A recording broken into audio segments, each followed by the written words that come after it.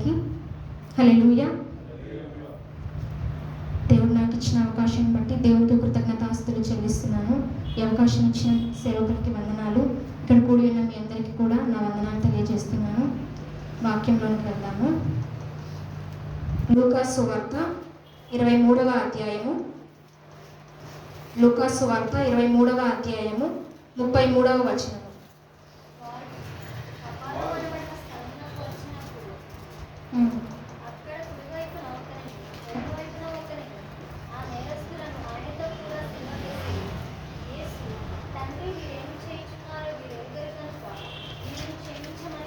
చాలు, ప్రార్థన చేసుకుందాం.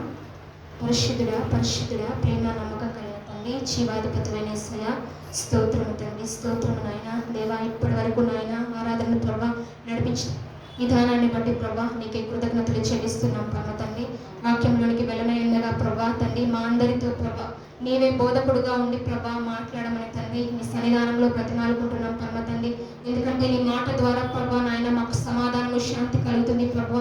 నీ మాటలను బట్టే ప్రభా మా జీవితంలో ఎలా నడుచుకోవాలో ప్రభా ముందుకు సాగుతుంది. కాబట్టి ప్రభా నీ మాటల ద్వారా ప్రభా మా అందరితో మాట్లాడి ప్రభా అయా తండ్రి నీ సన్నిధానంలో కూర్చొని ప్రభా నీ వాక్యము దగ్గర ప్రభా మేమేం నేర్చుకోవాలో ప్రభా మా అందరితో మాట్లాడి ప్రభా ధైర్యపరచి ప్రభా తండ్రి నీవే నాయన నీ కృపలో జ్ఞాపకం చేసుకోమని ప్రభా ఇచ్చిన ప్రార్థన యేసయ్య పేరిట అడిగి వేడుకొని పొంది ఉన్నాం పరమ తండ్రి, ఆమేన్.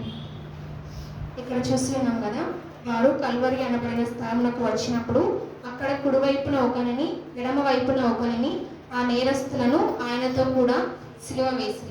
ఇక్కడ ఎవరెవరిని చూస్తున్నాం మనము? కుడివైపున ఒకరిని, ఎడమ వైపున ఒకరిని యేసుని ఈ యొక్క వచనంలో చూస్తున్నాం కదా.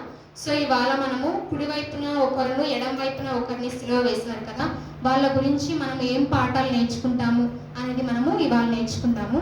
సో ఫస్ట్ అయితే ఎడమ వైపున ఒకరిని సిలువ వేశారు కదా, ఆ వ్యక్తి నుండి మనం ఏం నేర్చుకోవాలి అనేసి ఇవాళ ధ్యానం చేసుకున్నాం. సో బైబిల్లో వాళ్ళ నేమ్స్ అయితే వ్రాయబడలేదు, కానీ కుడివైపున ఎడమ వైపున ఉన్న వ్యక్తుల పేర్లు సో చరిత్రలో ఈ విధంగా చెప్పి ఉన్నారు. ఎడమ వైపున సిలువ వేసిన వ్యక్తి పేరు గెత్సెస్ అనే నేము చరిత్రలో వ్రాయబడి ఉన్నది. సో ఇక్కడ ఇతని గురించి మనం ఎక్కడ చూస్తామంటే ఈ వచనంలో చూస్తాము, ఇంకా సువార్తల్లో చూస్తాము. ఇక్కడ ఇంకో మాట కూడా చూస్తాము, అదే లూకాసు సువార్తలో 23వ అధ్యాయంలో 39వ వచనంలో. ఆ నేరస్తులలో ఒకడు ఆయనను దూషించుచు, నీవు క్రీస్తువు కదా, నిన్ను నీవు రక్షించుకొనుము, మమ్మను కూడా రక్షించమని చెప్పెను. ఇక్కడ ఎడమ వైపున ఉన్న వ్యక్తి ఈ మాటలు పలికినట్లుగా మనము బైబిల్ గ్రంథంలో చూస్తూ ఉన్నాము. సో ఎడమ వైపున ఉన్న వ్యక్తి ఏం పలికాడు? మంచి మాటలే పలికినట్టు మనకి ఇక్కడ కనపొస్తుంది. ఏం మాట్లాడాడు? నీవు క్రీస్తువు అయితే నిన్ను నీవు రక్షించుకొనుము, మమ్మను కూడా రక్షించుకొనుము అని రక్షించమని మాట్లాడాడు. కానీ ఈ యొక్క వచనంలో ఇతను ఏ విధంగా మాట్లాడాడో మనం అర్థం చేసుకుంటే ఇక్కడ కొన్ని విషయాలు ఇతని దగ్గర నుండి మనం ఏమి ఈ విషయంలో ఎలా మాట్లాడాడు అనే విధంగా మనం చూస్తే, ఇతడు ఫస్ట్ ఏం మాట ఇక్కడ ఉంది? ఆయనను దూషించుచు అంటే ఈయనను దూషించుచు మాటలు పలికాడంట. మాటలైతే పలికాడు, ఏ విధంగా పలికాడో చూస్తే దూషించుచు నీవు క్రీస్తు అయితే నిన్ను నీవు రక్షించుకొనుము, మమ్మను కూడా రక్షించుమని చెప్పాను. అంటే మమ్మను కూడా అంటే కుడి వైపున ఉన్న అతన్ని, ఎడమ వైపున ఉన్న నన్ను కూడా రక్షించుము అనేసి ఇతడు ఈ మాటలు పలికి ఉన్నాడు. సో ఇతని యొక్క జీవితం నుండి మనం నేర్చుకోవాల్సిన పాఠంకి నేను ఏం పెట్టానంటే క్రాస్ ఆఫ్ రెబలియన్ మైండ్ అనే పేరు ఈ యొక్క వ్యక్తి గురించి పెట్టాను. సో ఇక్కడ రెబలియన్ అనేది ఎందుకు పెట్టానంటే దూషించుచు అనే మాట ఉంది. అంటే ఇతనికి తిరుగుబాటు స్వభావం అనేది ఈ వ్యక్తిలో మనము ఈ వచనము చూస్తూ ఉంటాం కదా. సో ఇక్కడ ఇతడు ఎలా మాట్లాడాడంటే సిలువ పైన ఉన్నాడు, సో సిలువ వేసేశారు. అక్కడ అన్నీ అయిపోయాక, కార్యక్రమాలు అయిపోయాక యేసయ్యని కొరడా దెబ్బలతో కొట్టారు, అంతా అయిపోయాక సిలువ ఎక్కించారు కదా. అక్కడికి వెళ్ళిన తర్వాత ఏమని ఇద్దరిని సిలువ వేశారు? ఇక్కడ మాట కూడా చూస్తాము 32 వచనంలో, 23:32. మరి ఇద్దరు ఆయనతో కూడా చంపబడుటకు తేబడి వారు నేరము చేసిన వారు కనుక ఆ రోజులలో మనకు తెలుసు కదా, నేరము చేసిన వారిని సిలువ ఎక్కిస్తారనేసి మనము చూసి ఉన్నాము. సో వీళ్ళకి ఉన్న టైటిల్ ఏంటంటే నేరము చేసిన వారు. అదే వచనంలో 33లో నేరస్తులు అనే మాట కనబడుతూ ఉంది. ఏదో నేరము చేశారు కాబట్టి అలా పేరు పెట్టారు. అలాగే నేరం చేసిన వారిని ఆ రోజుల్లో సిలువ ఎక్కిస్తూ ఉన్నారు. సో ఈ వ్యక్తి ఈ మాటలు ఎలా పలికాడంటే, నీవు క్రీస్తువైతే నిన్ను నీవు రక్షించుకొనుము, మమ్మను కూడా రక్షించుకొనుము. నాకు తెలిసి ఈ వ్యక్తి ఎలా మాట్లాడాడు అని చూస్తే ఒక రెస్పెక్ట్ లేదు. దేవునితో మాట్లాడేటప్పుడు ఒక రెస్పెక్ట్ లేకుండా ఎలా మాట్లాడాడంటే రక్షించుము అని పలికాడు. మనము దేవుని దగ్గరకు వచ్చేటప్పుడు వెంటనే రక్షించుము అని అడిగే ముందు మనకేమనిపిస్తుందంటే మన పాపముల ఒప్పుకోలు ఖచ్చితంగా చేసి తరువాత రక్షణ గురించి అడుగుతాము. ఈ వ్యక్తిలో ఏం కనిపిస్తుంది? ఫాల్స్, వెంటనే రక్షించుము అని కనిపిస్తుంది. సో ఇతడు ఇలా చెప్పగలిగాడు అంటే చాలా సిలువకి ఎక్కాడు కదా, నేను నేరం చేసిన దానికి వీళ్ళందరూ సిలువ ఎక్కించారు అనేసి చాలా కోపముతో అవిధేయతతో యేసుక్రీస్తు ప్రభు ఒక్కరే దగ్గరగా ఉన్నాడు కదా. సో ఆయనతో ఈ మాటలు పలుకుతూ ఉన్నాడు. ఆ యొక్క వేదనలో, ఆ యొక్క చింతలో, ఆ యొక్క కోపములో, అవిధేయతలో ఇతడు ఈ మాటలు పలుకుతున్నట్టుగా చూస్తాము. అదేవిధంగా ఇతనికి చూస్తే ఆ రోజే లాస్ట్ డే, మనము చూసిన ప్రకారముగా ఆ రోజు సిలువ వేస్తున్నారంటే అతనికి అదే last day. So last day కూడా అతడు తన యొక్క మనస్సును ఏమాత్రము దేవుని యందు ఉంచుకోక తిరుగుబాటు స్వభావము పుట్టిన నాటి నుండి ఎలాగైతే ఉందో, తను ఎదిగాక ఎలాగైతే తిరుగుబాటు చేస్తూ నేరస్తులను ఇక్కడ రాసి ఉన్న ప్రకారము నేరములు చేశాడో, కనీసం తన చివరి శ్వాస ఇప్పుడు వెడలిపోతుంది అన్న సమయంలో కూడా తను ఏమాత్రం పట్టించుకోకుండా ఇంకనూ తిరుగుబాటు చేస్తూ వచ్చాడు. ఓకే, కానీ ఎవరితో చేస్తున్నాడు? దేవాది దేవుడితో తిరుగుబాటు చేస్తున్నాడు. అక్కడున్న మనుషులని అనట్లేదు, నన్ను రక్షించండి, నన్ను సిలువకు దింపండి అనేసి అనట్లేదు. కానీ ఎవరిని అంటున్నాడు? దేవాతి దేవుణ్ణే తిరుగుబాటు చేసిన విధంగా చూస్తాము. మనము పాత నిబంధనలో చూస్తాము కదా, ఇశ్రాయేలు ప్రజలు కూడా దేవునికి తిరుగుబాటు చేసిన వారనేసి చాలా వచనంలో మనము చూస్తాము. చాలాసార్లు వాళ్ళు దేవుడు చెప్పిన మాట వినకుండా తిరుగుబాటు చేశారు. అటువంటి స్వభావం కలవారని మోషే చాలాసార్లు చెప్పినట్టు చూస్తాము.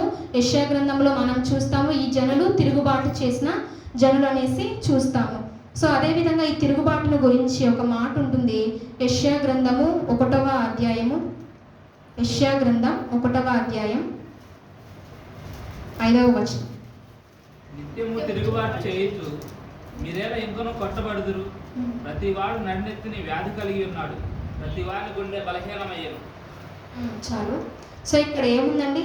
నిత్యము తిరుగుబాటు చేయొచ్చు, మీరేలా ఇంకనూ కొట్టబడుదురు. సో ఇక్కడ దేవుడు ఎలా రాయించారో చూడండి. నిత్యము తిరుగుబాటు చేయొచ్చు అని రాయించకుండా దేవుడు నిత్యము తిరుగుబాటు చేయొచ్చు అంటే మనం ఎలా ఉన్నామంటే నిత్యము దేవునికి తిరుగుబాటు చేసే వ్యక్తిగా ఉన్నాం. ఇక్కడున్న వ్యక్తి ప్రకారం మనము యేసుక్రీస్తు ప్రభువుని కోపముతో నన్ను రక్షించుము అని అడగకపోయినా పాపము చేసిన వారము కాబట్టి దేవుని సన్నిధిలో ఒప్పుకొని కనికరముతోనే అడుగుతాము. కానీ మన పాపముల వల్ల దేవుని దూషిస్తూ ఉన్నామని మనము చాలాసార్లు ఎరగకుండా ఉంటాం. మన పాపం వలన తిరుగుబాటు స్వభావం మనలో ఉందని ఎరగకుండా ఉంటాము. దేవుణ్ణి ప్రేమిస్తున్నాను కదా, దేవుడు ఆజ్ఞని గైకొంటున్నాను కదా, ప్రార్థన చేసుకుంటున్నాను కదా అని మనం ఉంటాం. కానీ ఏదో ఒక సిచ్యువేషన్లో పాపము చేసినప్పుడు మనము చాలా తిరుగుబాటు చేస్తున్నామనేసి మర్చిపోతూ ఉంటాము. ఇది తిరుగుబాటు అనే మాట చాలా చిన్నగా ఉందా? లేదు కదా. తిరుగుబాటు అంటే చాలా ఆపోజిట్గా ఉంది. తిరుగుబాటు, దూషించుచు అనే మాట చాలా ఆపోజిట్గా ఉన్న మాటలు ఇక్కడ పలుకుతున్నారంటే మనం అర్థం చేసుకోవాలి. మనము నిత్యము ప్రతిరోజు తిరుగుబాటు చేస్తున్నామంట. మన పాపములను బట్టి మనము దేవునికి తిరుగుబాటులో మనం జీవిస్తూ ఉన్నాం. కానీ మన దేవుడు ఎటువంటి వాడు? నిత్యము వాత్సల్యత చూపించువాడు. కానీ మనము ఫుల్ ఆపోజిట్గా దేవాతి దేవుడికి మనకు ఉన్నాము. సో ఈ వ్యక్తిని మనం ఏం చూస్తామంటే ప్రతినిత్యము తిరుగుబాటు చేసే వాళ్ళము కాకుండా సాధ్యమైనంత వరకు మన పాపములను ఒప్పుకుంటూ దేవుని దూషించే బిడ్డలా కాకుండా, ప్రభువా ఇది విషయంలో నీకు దూషించినట్లుగా నాకు అనిపిస్తూ ఉంది, నా మనసుకు అనిపిస్తూ ఉంది అని క్షమాపణ కోరుకునే వారంగా మనకుంటే యేసయ్య నిత్యము వాత్సల్యత చూపించేవాడిగా మన ఎడల ఉంటారు. అదేవిధంగా ఈ వ్యక్తి గురించి అనుకున్నప్పుడు నాకు ఎవరు గుర్తొచ్చారంటే పరిసయ్యుడు ప్రార్థన ఉంటుంది కదా. పరిసయ్యుడు కూడా మంచిగానే ప్రార్థన చేశారు. ఇలా అన్నీ ఇచ్చాను ప్రభువా, ప్రథమ ఫలం ఇచ్చాను, నేను అలా లేను ఇలా లేనని ప్రార్థించాడు. కానీ ప్రార్థనలో వర్త్ అనేది లేదు, ప్రార్థన అనేది ఉంది. ఇక్కడ కూడా రక్షించుము అనేసి మంచి మాట అడిగాడు, నన్ను రక్షించకు ప్రభువా అన్నట్లుగా అడగలేదు. కానీ పరిసయ్యుడు ప్రార్థనలో ఏముంది? ఇలా నేను అన్ని చేశాను కదా, వాళ్ళని వీళ్ళని కంపేర్ చేసుకొని చూస్తున్నట్టుగా మనము చూస్తూ ఉంటాము.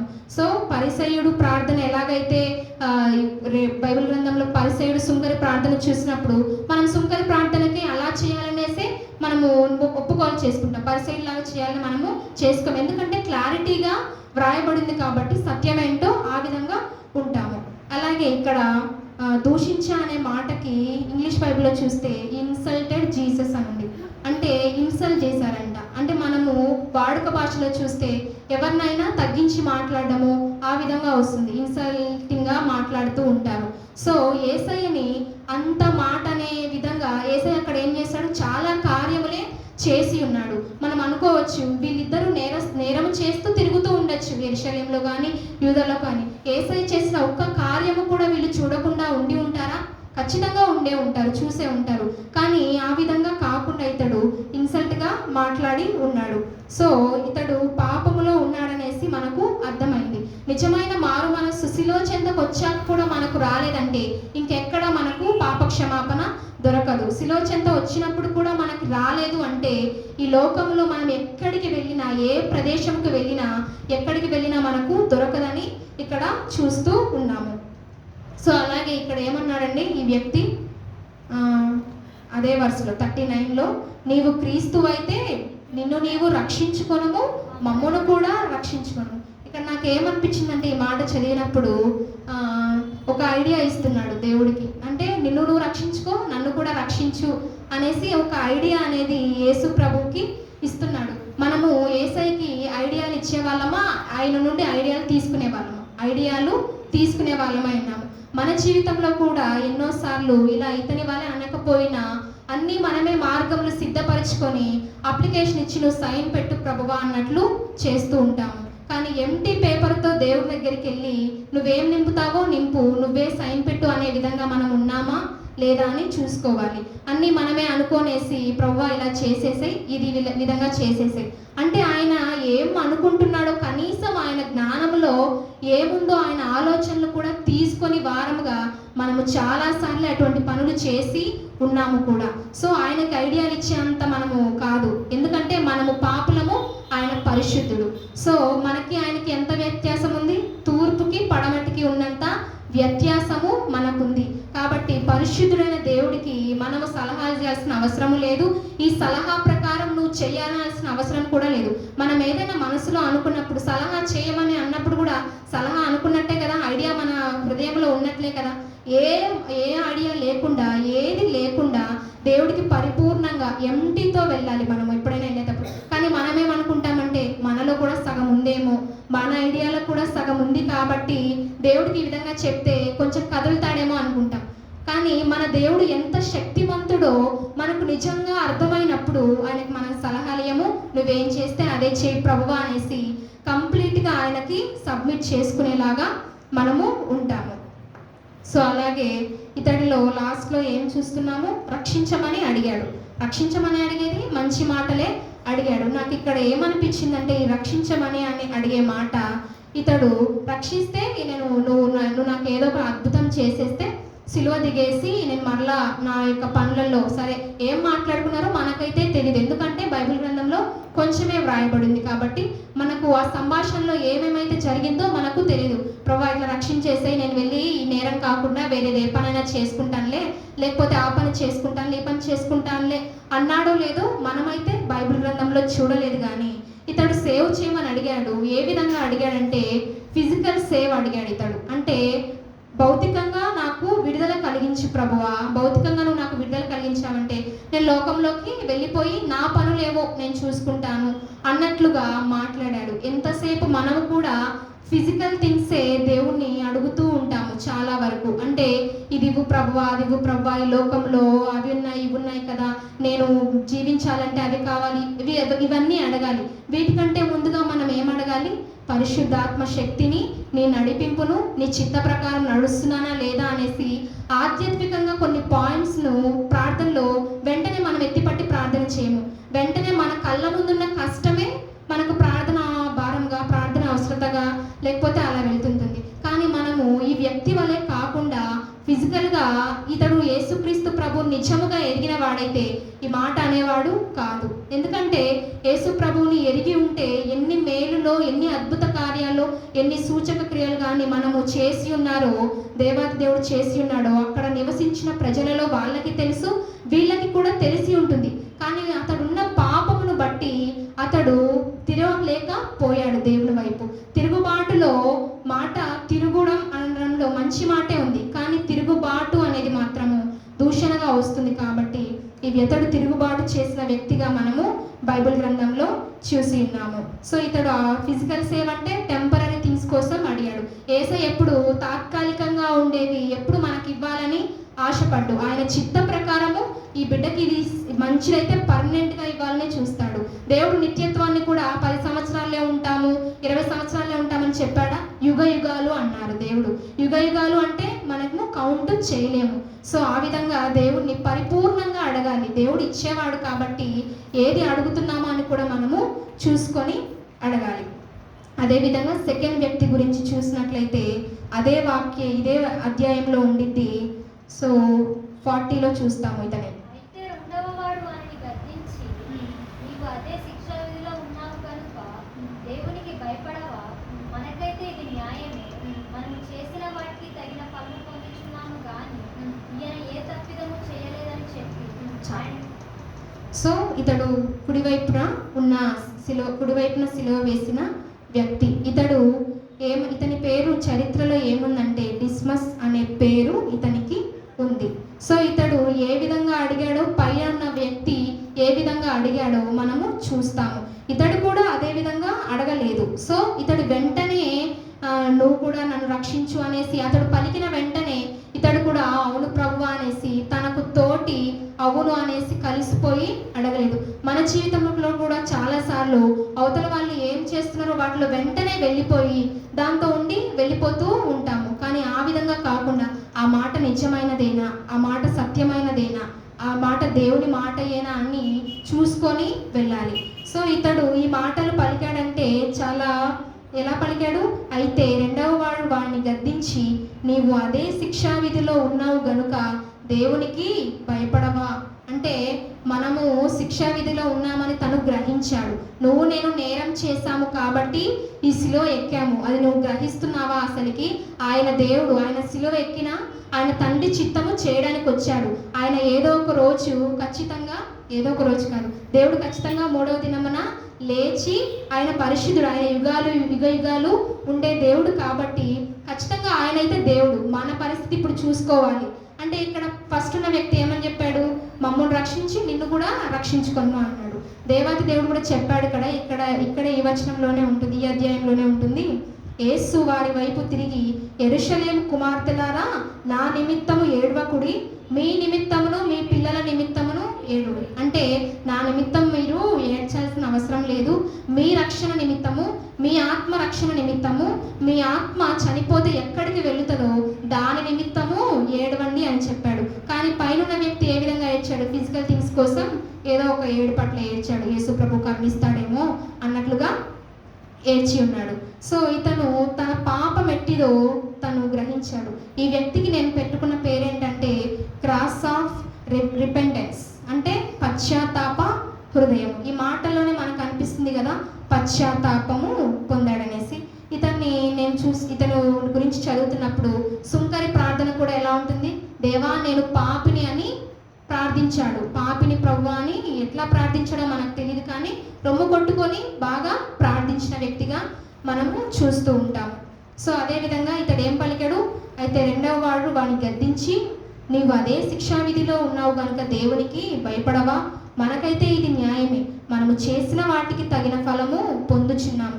అంటే తనకు అర్థమైంది మనము నేరం చేసే వచ్చాము. మనం కూడా మన జీవితంలో పాపాన్ని చేసి మనం ఏం పొందాలి? పాపానికి మరణం అనేది మనం పొందాలి. కానీ దేవుని మహాకృప వలన దేవుడు మన కోసము మరణించి ఆయన రక్తములో మనల్ని కడుగుకొని పరలోక రాజ్యంలో మనల్ని చూడాలని దేవాది దేవుడు ఆయన శిలువ మీద యాగమయ్యి ఉన్నాడు. సో ఈ వ్యక్తి నుంచి మనం నేర్చుకోవాల్సింది ఏంటంటే పశ్చాత్తాప హృదయం. మనలో పశ్చాత్తాప హృదయం ఎప్పుడు వస్తుంది? చాలా కఠినమైన పాపము చేసినప్పుడు. ఈ పాపము ఎవ్వరు చేయలేరు. ఎవరికైనా తెలిస్తే నాతో మాట్లాడడం మానేస్తారు. కానీ యేసయ్య నాతో మాట్లాడుతున్నాడంటే ఎంత పాపం ఉంటే యేసయ్య నీకు దగ్గరగా వచ్చి మాట్లాడుతున్నారు. మన పాపము ఎంతదైనా సరే యేసయ్య ఎప్పుడు మనకు దగ్గరలోనే ఉంటాడంట, చేతులు చాచి. అవును కదా, ఎన్నోసార్లు మనము పాపము చేసి ఉన్నాము, కానీ దేవాది దేవుడి కృప వల్ల అన్నిటినీ తప్పించుకుంటూ రక్షింపబడి ఈ దినము యేసుక్రీస్తు రక్తము ద్వారా కడుగబడిన వారమై ఉన్నాము. నిజంగా పాపము చేసిన వాడు అంత పాపము చేశాడు కాబట్టి చాలా రిపెంటెన్స్తో ఇక్కడ ఈ మాటలు పలకగలుగుతున్నాడు. మనకైతే ఇది న్యాయమే అని పలుకుతున్నాడు. నాకైతే ఇది ఖచ్చితంగా నేనైతే మరణమే పొందాలి అన్నట్లుగా పలికాడు. ఇదే విషయంలో మనం చూస్తున్నట్లయితే దావీదు కూడా దేవా నేను పాపిని అనేసి పాపమును కప్పుకొనక ఒప్పుకొని ఉన్నప్పుడు ఎట్లా ఉన్నాడు, దేవుడు హృదయానుసారుడు అని దావీదుకి పేరు పెట్టాడు దావీదుకి. ఆ విధంగానే దావీదు ఆనాడు పాపము కప్పుకొని ఉంటే మనము దావీదుని గురించి అన్ని మాటలు చూసే వాళ్ళం కాదు, పశ్చాత్తాప హృదయం గురించి మాట్లాడుకునే వాళ్ళం కాదు. ఈ లిస్ట్లో ముందున్న లెఫ్ట్ సైడ్ ఉన్న వ్యక్తి లిస్ట్లో దావీదు పేరు చేరి ఉండేది. కానీ దావీదు తన పాపము తెలుసుకొని ఆ విధంగా పశ్చాత్తాప హృదయం ఎలా పొందాడో ఈ వ్యక్తిలో కూడా మనం ఏం చూస్తున్నాము, పశ్చాత్తాప హృదయాన్ని చూస్తున్నాము. ఇక్కడ తను ఏ విధంగా దేవుణ్ణి అడిగాడో మనకి తెలియదు. నేను పాపిని ప్రభువా అనేసి ఏ మాటలు ఇక్కడ పలికాడో మనము చూడలేదు. కానీ మనము కూడా దేవాది దేవునితో ఆయన ఏమనుకుంటాడో ఈ మాట చెప్తే, ఎందుకంటే ఆయనకు అన్నీ తెలుసు, ఆయనకి మన హృదయంలో ఏం జరుగుతున్నాయో అన్నీ తెలుసు. కాబట్టి దేవాది దేవుడికి మరుగైనది ఏది లేదు. మన పాపములను మనము ఒప్పుకొని పశ్చాత్తాపడిన ఎడల ఇతనికి ఒక కిరీటం లాంటిది ఇక్కడ ఇవ్వబడింది. ఈ మాటల్లో చెప్పినప్పుడు ఎవరైనా ఇతని స్టోరీ చూసినప్పుడు ఎంత పాపము చేసిన వాడు, కానీ పాపాలను చూస్తాడా లేకపోతే ఇతడు పరలోక రాజ్యానికి వెళ్ళింది చూస్తారా? పరలోక రాజ్యానికి వెళ్ళిందే ఇక్కడ చూస్తారు. ఎందుకంటే ఎన్ని మాటల కంటే ఇక్కడ ఒక విలువైన మాట ఉంది. ఏంటి? 42వ వచనం.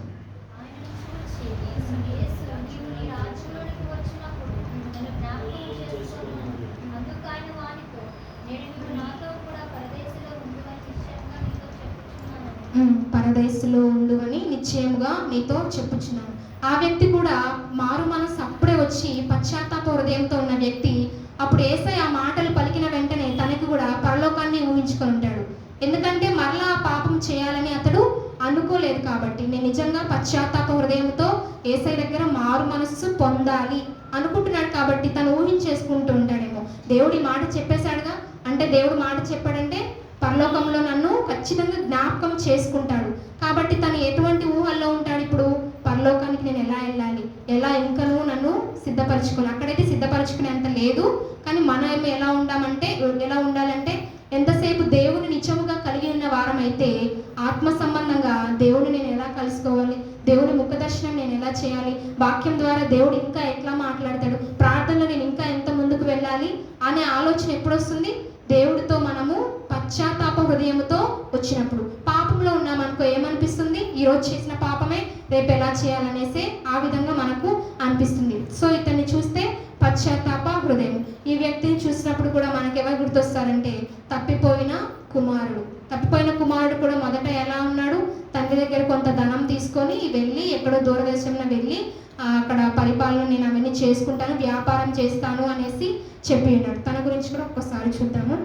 అదే లూకా సువార్తలో 15వ అధ్యాయము 19.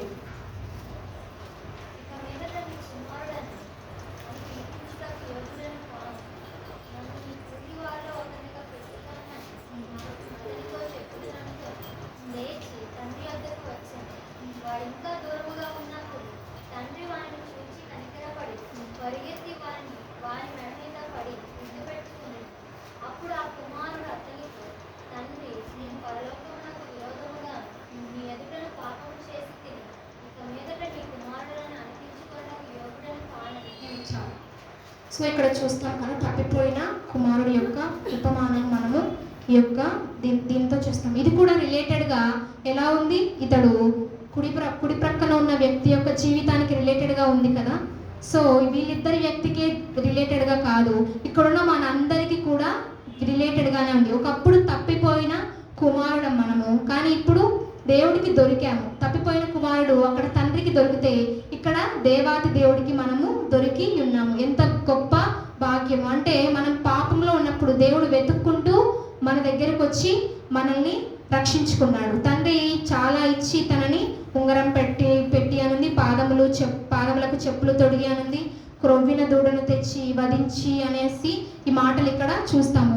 అంటే మనము దేవునితో వెళ్తున్నప్పుడు మనకు అన్ని ఆశీర్వాదాలే, కష్టాలలో అయినా ఆశీర్వాదాలే కనపడతాయి, నిందల్లో అయినా ఆశీర్వాదమే కనబడుతుంది. ఎక్కడన్నా ఏమీ లేదు అనుకున్నప్పుడు, పాకెట్ జీరో ఉన్నప్పుడు కూడా ఆశీర్వాదమే కనపడుతుంది.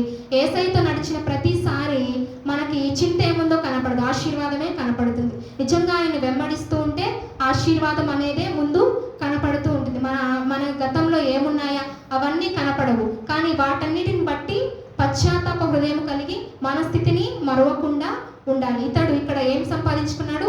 పరలోకాన్ని సంపాదించుకున్నాడు. సో అదేవిధంగా ఇతడు ఇందాక వ్యక్తిని మనం చూస్తే ఫిజికల్గా నన్ను సేవ్ చేయి ప్రభువా అని వేడుకున్నాడు. కానీ ఇక్కడ ఏమడిగాడు? ఇటర్నల్ లైఫ్ని అడిగాడు, శాశ్వతమైన జీవితాన్ని ఇతడు అడిగి ఉన్నాడు. మన జీవితంలో మనం ఏం అడగాలి? ఓ పక్క ఇవి ఓ పక్క ఇవి పెడితే మనం ఏం అడుగుతున్నాం? శాశ్వతమైన జీవితాన్నే అడిగి ఉండాలి. కానీ దేవుడు ఏకరీతిగా మనతో మాట్లాడి ఇవి కావాలా అవి కావాలా అని అడుగుడు. మన జీవితంలో ముందుకు వెళ్తున్న సందర్భాలని బట్టి దేవుడు అవి చూపిస్తూ ఉంటాడు తప్ప వెంటనే సూటిగా అడిగితే సత్యాన్ని తెలుసుకున్న మనము ఖచ్చితంగా ఇటర్నల్ లైఫ్ కావాలనే చెప్తాము. కానీ మన జీవితాన్ని బట్టి అది నిర్ణయించబడుతుంది, మనకు ఫిజికల్ నీడ్ కావాలా ఇటర్నల్ లైఫ్ కావాలా అనేసి. సో ఇక్కడ అడిగిన వ్యక్తిగా ఆత్మానుసారమైన జీవితము నాకు కావాలి, నా ఆత్మ అగ్నిలో కాలకుండా పరలోకము చేరే అటువంటి ఆత్మ నాకు కావాలి అన్న విధంగా ఆ అవసరత ఇతడు కోరి ఉన్నాడు. ఇతడు కూడా ఆ వ్యక్తి వల్లే కోరుకొని ఉండొచ్చు కదా, నేను కూడా వెళ్ళి ఇంకా నేరం చేయను ప్రభువా, పశ్చాత్తాప హృదయం నాకు వచ్చింది, ఇంత పాపం చేశాను, చాలా నేరాలు చేశాను, నేను నన్ను ఇక్కడ నుండి పంపించేస్తే నేను అక్కడికి వెళ్ళి ఏదో ఒక వ్యాపారం నీతిగా బతికి యథార్థంగా బ్రతుకుతాను ప్రభువా అని అన్నాడా? కానీ వెంటనే పశ్చాత్తాప హృదయం రాగానే అతనికి శాశ్వత జీవము కావాలని ఆశ కలిగింది. మన జీవితంలో కూడా పాపము నుండి వెంటనే రిలీవ్ అవ్వగానే మరలా ఈ లోకం వైపు చూసే వారంగా కాకుండా ప్రతినిత్యము ప్రార్థనలో ప్రభువా నీతో నేను ఎలా కలుసుకోవాలి అటువంటి ప్రార్థన చేసుకుంటూ వెళ్తే ఖచ్చితంగా మనకి దొరుకుతుంది ఫలం అనేది.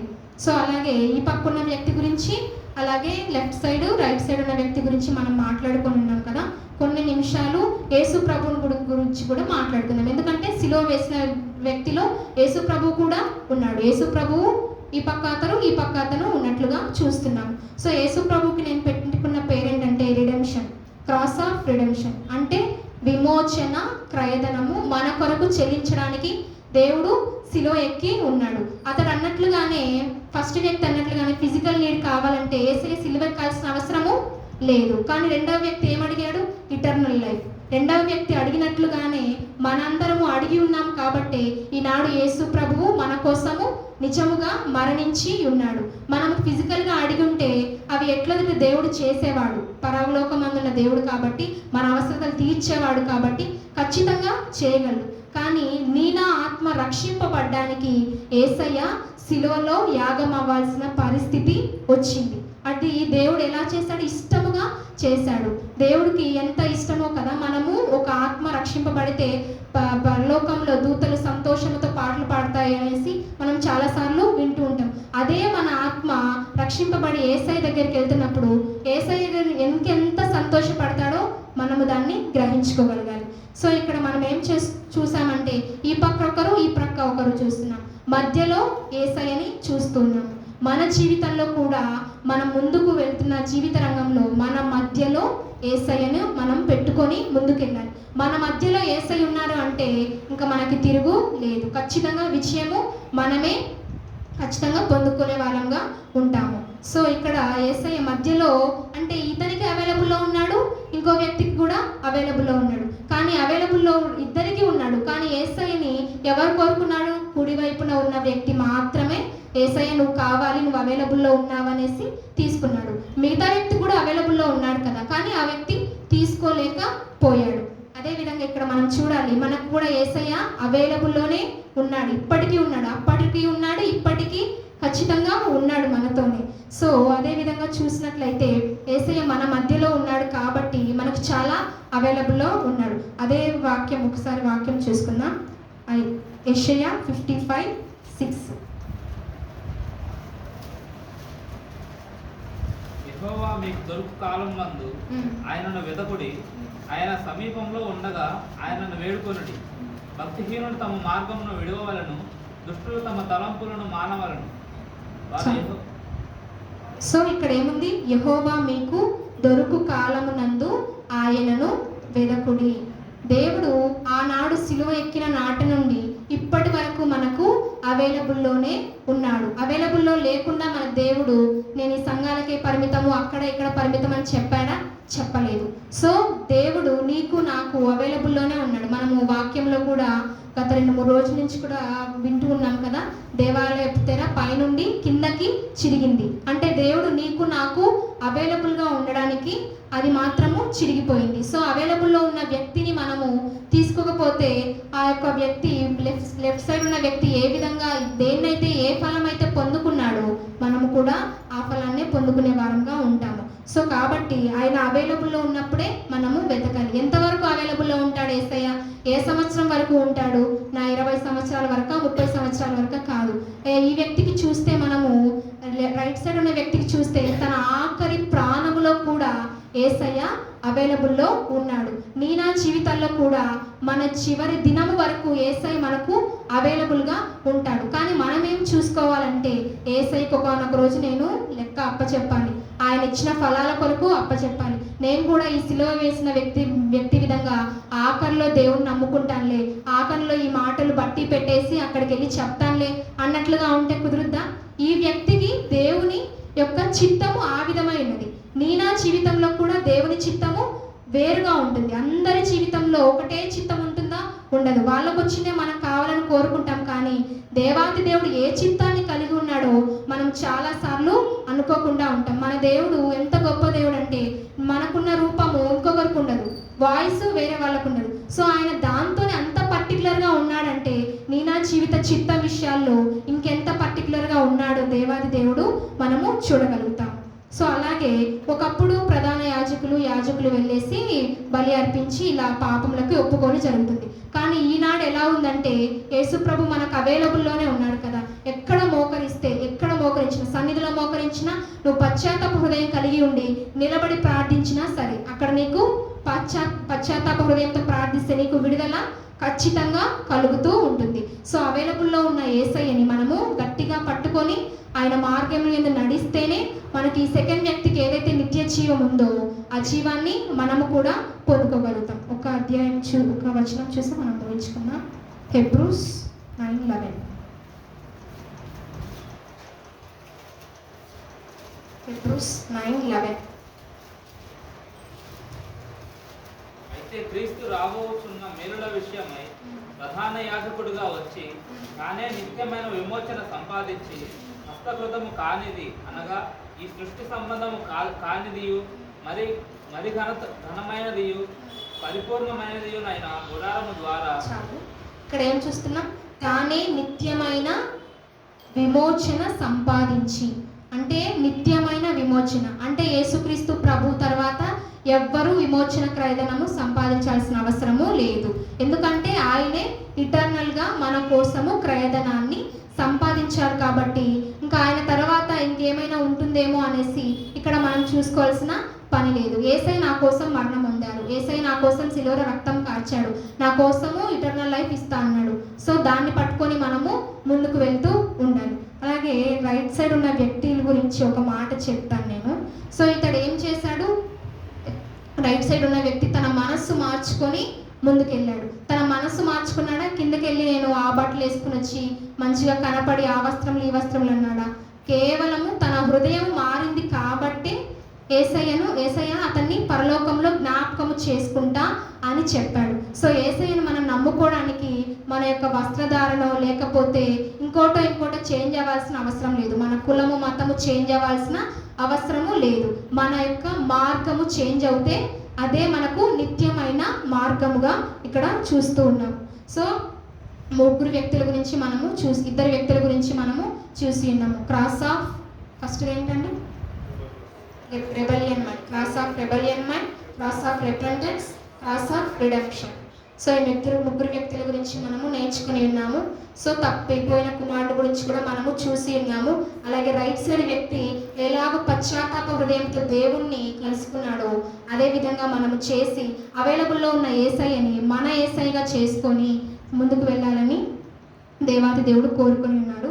చిన్న మాటలు దేవుడు మన వెనుకల్లో దీవించును గాక. ఆమేన్. ప్రార్థన చేసుకుందాం. పరిశుద్ధుడా, పరిశుద్ధుడా, ప్రేమ నమ్మకం కలిగిన తండ్రి, జీవాధిపతివైన యేసయ్య, స్తోత్రము స్తోత్రము స్తోత్రము దేవా, కృపా సత్య సంపూర్ణుడా, స్తోత్రము తండ్రి. నాయన ఇంతకాలము ప్రభువా మా బ్రతుకులో తోడుగా ఉండి నాయన తండ్రి నేటి దినము వరకు నాయన మా జీవితంలో ఉన్నవాడా, స్తోత్రం తండ్రి. ఈ దినము నాయన ఈ సాయంకాల సమయంలో ప్రభా నీ పాద సన్నిధికి ప్రభా రావడానికి మాకు ఇచ్చిన ప్రభా ఈ అవకాశమును బట్టి ప్రభా నీకే కృతజ్ఞతలు దేవా. మేమేదో అన్ఎక్స్పెక్టెడ్గా ఇక్కడికి రాలేదు కానీ ప్రభా నీ చిత్తము నీ ప్రణాళిక ఉంది కాబట్టే ప్రభా ఇక్కడున్న మేమందరము తండ్రి ఇక్కడికి రాగలిగాము తండ్రి. స్తోత్రము తండ్రి. ఆరాధనలో ప్రభా తండ్రి నిన్ను ఆరాధించామని తండ్రి నమ్మి ఉన్నాం పరమ తండ్రి. స్తోత్రం ప్రభా. వాక్యంలో ప్రభా నాయన నీ మాటలు మేము నేర్చుకొని ఉన్నామని ప్రభా అయ్యా నమ్ముతున్నాం తండ్రి. విన్న వాక్యములను ప్రభా అపవాది ఎత్తుకెళ్లే విధంగా ప్రభా మా ప్రవర్తన ఉండకుండా నాయన తండ్రి ప్రభా నీకు రెబలియన్గా ఉండి మేము సాధించేది ఏది లేదు కానీ ప్రభా నాయన మేము సంపాదించేది ఏదైనా ఉందంటే రెబలియన్ మైండ్తో ప్రభా అది ప్రభా నిత్య నరకాగ్నివే ప్రభా. అయ్యా పశ్చాత్తాప హృదయం మాకు ఇంకను కలగచేసిన ఆయన మా పాపంలో ఒప్పుకోలు కలగచేసిన ఆయన తండ్రి పశ్చాత్తాప హృదయంతో నిన్ను కలుసుకొని ప్రభా నిత్య రాజ్యంలో అడుగు పెట్టకు నాయన సహాయం చేయండి ప్రభా. యేసు ప్రభా నీవు మా కొరకు వచ్చింది ప్రభా మా పాపములను క్షమించిన ఆయన యుగ యుగములు ప్రభా నీలో నాయన తండ్రి మమ్మల్ని జీవింప చేసుకోవడానికి వచ్చావు తండ్రి. నీవు అవైలబుల్లో ఉండగానే ప్రభా మేము నాయన తండ్రి నీ దగ్గరకు వచ్చి ప్రభా పశ్చాత్తాప హృదయం కలిగి ఉండి ప్రభా నాయన తండ్రి నీతో అడ్డుకట్టే జీవితాన్ని కలిగి ఉండి ప్రభా ఆయా ద్రాక్ష తోటలో ఫలములు ఫలించే రీతిగా ప్రభా మమ్మల్ని చేసి నాయన తండ్రి సహాయం చేయని తండ్రి. ఇక్కడ వచ్చిన ప్రతి బిడ్డను కూడా జ్ఞాపకం చేసుకోండి ప్రభా. విన్న వాక్యం మా అందరిలో ఫలింప చేసి నాయన తండ్రి నీ కొరకు బ్రతికే బిడ్డలుగా ప్రభా ఉండకు సహాయం చేయని ప్రభా. లోకంలో బ్రతుకుతూ ఉండగా నాయన అయా తండ్రి ప్రభా తండ్రి వాక్యం అనేదని ప్రభా హృదయంలో ఉంచుకొని ప్రభా వాక్య ప్రకారం ముందుకు వెళ్ళడానికి సహాయం చేసి ప్రభా నీ కృపలో జ్ఞాపకం చేసుకొని తండ్రి ప్రభా విన్న వాక్యమును బట్టి నాయన జీవించే కృపను ప్రభా మా అందరికీ దయచేసి ప్రభా తండ్రి కృపలో జ్ఞాపకం చేసుకోమని ఈ చిన్న ప్రార్థన యేసయ్య నామం పెట్టి అడిగి వేడుకొని